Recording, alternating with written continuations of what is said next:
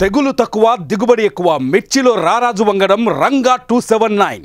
నమస్తే, welcome to Suman TV. నేను మీ సింధు తులసి. ప్రస్తుతం కడప జిల్లా కాజీపేట మండలం దుంపలగట్టు ప్రాంతం వద్ద అయితే ఉన్నాము.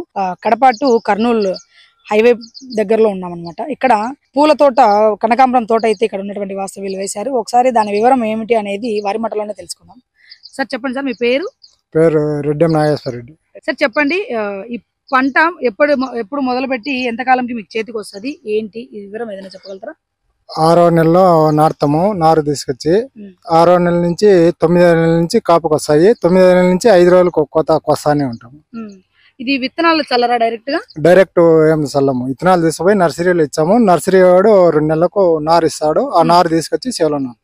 అది నర్సరీలో ఇచ్చే ప్రొసీజర్ ఏంటో చెప్పగలుగుతారా కొంచెం? విత్తనాలు ఎత్తకపోయి ఒక 3 సార్లు ఇచ్చే 2 అచ్చుకట్టకాయలు మాదిరి తయారు చేసి చల్లి నీళ్లు పెట్టి తయారు చేసి ఇస్తాడు 2 నెలలకు. ఇది పంట వేసిన ఎన్ని రోజుల లోపు పూలు అనేటికి వస్తారు? 75 రోజులు పడుతుంది. 75 రోజులు పడుతుంది. సుమారుగా ఎంత పంట వేయచ్చు అండి? మనము కూలీలను బట్టి ఎంతైనా వేసుకోవచ్చు. అర్ధ ఎకరైనా వేసుకోవచ్చు, ఎకరైనా వేసుకోవచ్చు.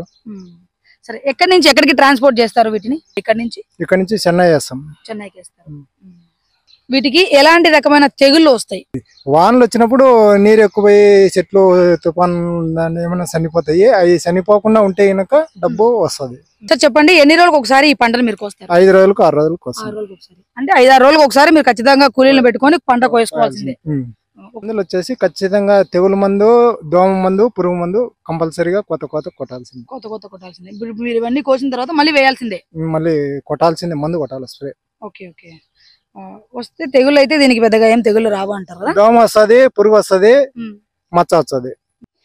రైతు మాటలోనే విన్నాం కదండి ఈ పంట యొక్క ప్రొసీజర్ ఏంటి అనేది. మీ బిజినెస్ ఏదైనా మీ ఊర్లో ప్రమోషన్ చేయాలంటే అది సుమన్ టీవీతోనే సాధ్యం. ఇప్పుడే సంప్రదించండి.